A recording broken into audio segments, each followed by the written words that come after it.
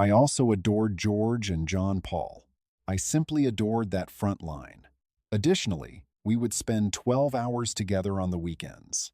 And I would be there for the final performance, simply observing the front line and asking for some kind of...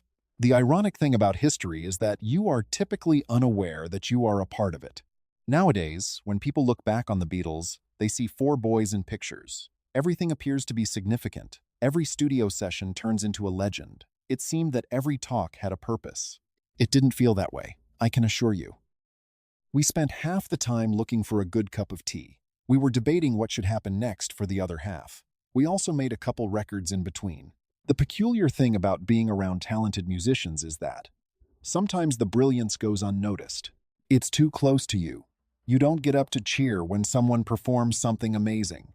Yes, that will work, you say. 50 years later, everyone is curious about the specifics of what transpired. I've been fortunate. Quite fortunate, in fact. I've sat in rooms with folks who were able to hear things that the rest of us were still unable to. Those who were able to adjust the room's temperature with an instrument. Every now and again, someone would do something that caused another musician to pause and ask themselves, "Bloody hell, where did that come from? I don't want to measure musicians anymore. I have never been. The Olympics are not music." A finish line does not exist. However, some people stick in your memory not because they were the fastest or had the most chord knowledge. Something happened while they were playing, which is why you remember them. That was Harry Nilsson's. Elton had it. George had it, for sure. John possessed it in a way that was utterly unattainable. Paul as well. We'll get to Paul then. However, I'd want to begin with Harry. Because there was more to Harry Nilsson than just his music. The other part was just getting through the night. Harry could enter an otherwise typical evening and ensure that it didn't remain typical for very long. Harry was that. He was witty, erratic, giving, and sometimes utterly unachievable. I also cherished him. Beneath all that cacophony, however, was a remarkable musical imagination. Because the stories were so popular, people occasionally forgot that. Harry was aware that everyone went every place, but for some reason, trouble always seemed to know where he was staying. After listening to the recordings, all of it became irrelevant. That voice has the capacity to be both lovely and devastating at different times. He was aware of harmony. He was aware of melody. More significantly, he knew how to make something difficult sound, as if it had just appeared out of thin air. It's a true skill. Harry's art was adored by John. Paul did the same. We were all aware of his excellence. Furthermore, Harry didn't have to demonstrate anything by standing on a stage and waving his arms. As a matter of fact, he was notoriously uninterested in doing concerts. Just picture that. Going out and performing for everyone wasn't something a vocalist really wanted to do. I was quite impressed by its bravery. Harry and I grew close, and eventually we collaborated on music. There's always a chance that your friendship will get in the way when you work with a friend. Everything got in the way when it came to Harry. That was enjoyable. However, you could tell the difference as soon as the music began. In a song that another vocalist could have passed by, he could discover something out of the ordinary. He was able to turn humor into a musical. Additionally, he was able to make melancholy sound almost natural. That's challenging. Some vocalists tell you just when it's appropriate to feel depressed. Harry just performed a song. When the music ended, you knew it had captured your attention. That's what I miss about him. Obviously, I miss the laughter.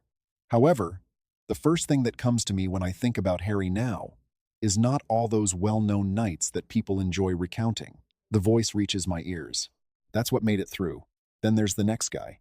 Harry didn't even need to strive to make a room unpredictable. Elton John had total power of a piano when he sat down at it. The environment always seemed to shift when Elton sat down at the piano. Doesn't that sound a little dramatic? However, it is accurate. Some individuals are musicians. The piano seemed to be pretty pleased with Elton's attack on the gory object. I was struck by that. It was more than just technique. Many people possess technique. They are able to play every note flawlessly and make you feel nothing at all. Elton was vivacious. You could tell who was playing as soon as you heard 2 or 3 chords. Developing a musical identity is one of the most difficult things a musician can do, and Elton had one from the start. Naturally, everyone recalls the gigantic shows, the clothing, and the glasses. Take all of that away, even though you couldn't really miss them. Place him in a typical room with a typical piano. He remains Elton. The test is that. Over the years, I have performed on a few of his songs, and I was struck by how effortlessly music seemed to flow through him. Elton would discover a world within Bernie Taupin's words. I've never been able to figure out how he accomplished that. It's probably preferable not to comprehend everything. You start to question whether musicians have killed it when they begin to describe every aspect of the magic. Elton had a tendency to be boisterous, humorous, and outrageous. Then he would sit at the piano and play something soft, and all of a sudden, you would hear someone else. I enjoy musicians who can take you by surprise. Someone who reveals you everything they have in the first 30 seconds has never been very useful to me. Elton always seemed to have a different gear, melody, or aspect of himself. And he still has that passion for music after all these years. The most impressive thing might be that people can feel at ease when they are successful. Musicians who are comfortable may become dull. Elton was never dull. However, the next individual on my list was practically the opposite. He didn't have to take charge of the space. George Harrison would occasionally play a few notes that would tell you everything you needed to know as he sat silently in the corner and hardly spoke. George was aware of space. Sometimes, people fail to notice that. He was not required to fill every moment. He could wait a short while, sit there with a guitar, listen to what everyone else was doing, and then place something precisely where it belonged. Maybe 3 notas, not 10, but they were the proper 3. George was that person. None of us came fully developed when we were young. Nowadays, many assume that George was already George, Paul was already Paul, and John was already John. No, we were all learning, and George never stopped learning throughout his life. That was one of his qualities that I found admirable. He looked around. Another door was opened for him by Indian music. Another was inaugurated by Ravi Shankar. George didn't use those sounds as embellishments to add to a Beatles record. He was curious about the source of the music. For that, he was patient. I was probably not as patient. The drummer was myself. I was curious about the location of one. George has the ability to vanish into something for hours at a time before returning with something. His growth is audible on those Beatles records. After joining the band as a very young guy, the guitarist went on to write songs like Something and Here Comes the Sunday. That was not given to him. He became accustomed to it. Later on, you could practically tell it was George when he played slide guitar. I care about that. A fingerprint is a must for musicians. I don't really remember this portion the most, but George had one. George came in and played with me as I was creating Vertical Man years later. He was not required to. I was curious about the location of one. George has the ability to vanish into something for hours at a time before returning with something. His growth is audible on those Beatles records. After joining the band as a very young guy, the guitarist went on to write songs like Something and Here Comes the Sunday. That was not given to him. He became accustomed to it. Later on, you could practically tell it was George when he played slide guitar. I care about that.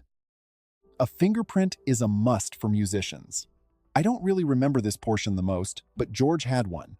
George came in and played with me as I was creating Vertical Man years later. He was not required to. But it was George. He was there when it mattered. I've never truly forgotten the chat we had near the end of his life. George was quite sick, and I had my own family issues to deal with. And for some reason, he continued to think about someone else. I can't tell you more about him than that. Yes, I do recall the guitar when people ask me about George, the musician. The tunes are still in my memory. I recall his exquisite ability to leave space around a note. However, I also recall the man with the guitar. It was never simple to keep the two apart with George. John was different now. Occasionally, John would start singing before the rest of us realized what we were witnessing. John would enter the room with a lyric, a few chords, a half song, or a concept he couldn't quite put his finger on. You sensed that it contained something. John was that person. Not every time did he show up with everything in its proper place. Seeing the thing come to life was fascinating. You would cease to play. Paul could discover something. George would contribute something. I would discover the rhythm. John had brought a small notion into the room, but all of a sudden it was no longer small. It was a record. John had a gut feeling. I would use that word. He could tell when someone was being sincere and when they were making an excessive effort. He was also not very patient with himself or the second one. John is now remembered as this somber person. The politics, the glasses, and all those pictures where he appears to be considering the future of humanity, he was capable of doing that. However, he also had a great sense of humor, extremely crisp and fast. John would occasionally ask, "Is that something that ruined the next 5 minutes because nobody could stop laughing when you were attempting to work?" The music incorporated that comedy, and so did the rage. The softness followed suit. The song continued to breathe because of this.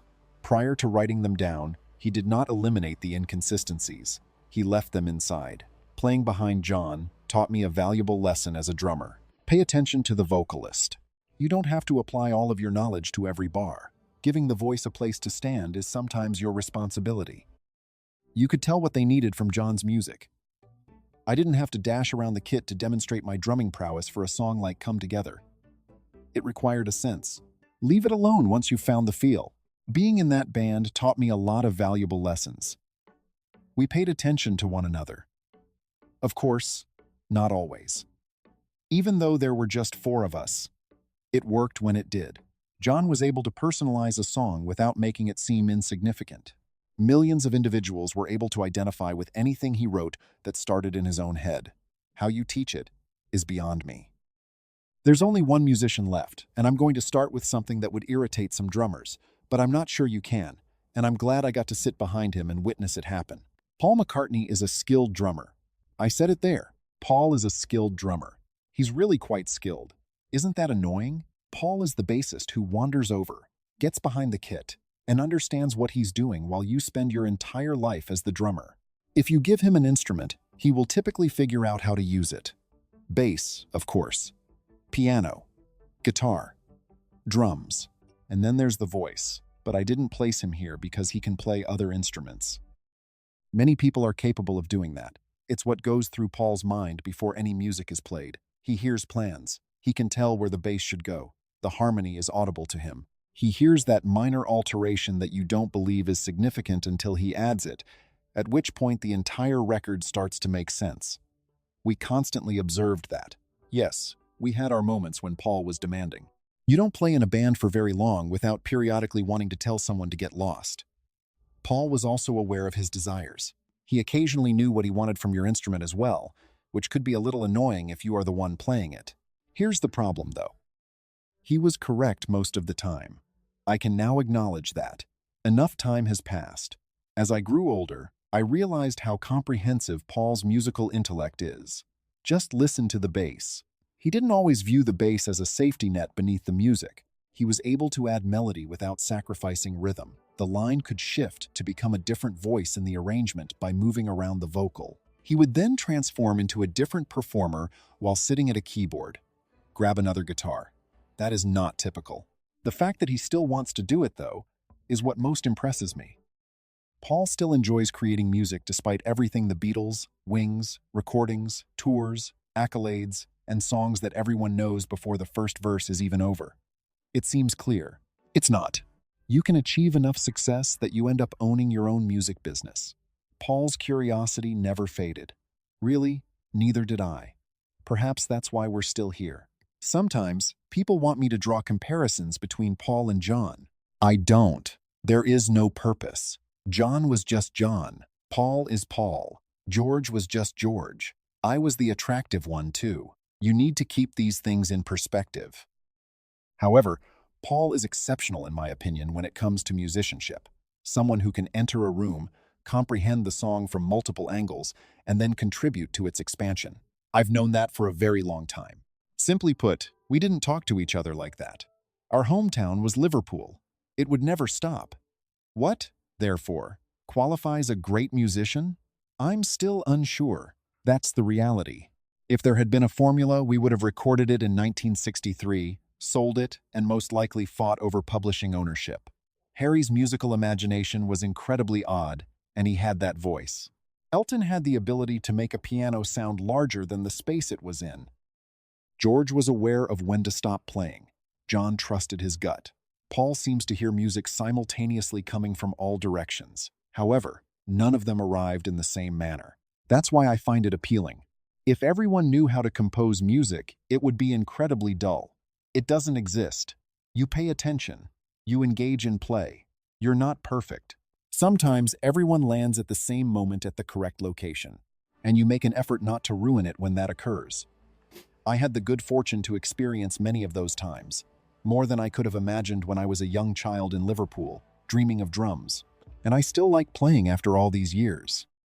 Perhaps the best part of the whole narrative is that love and peace. Love and peace.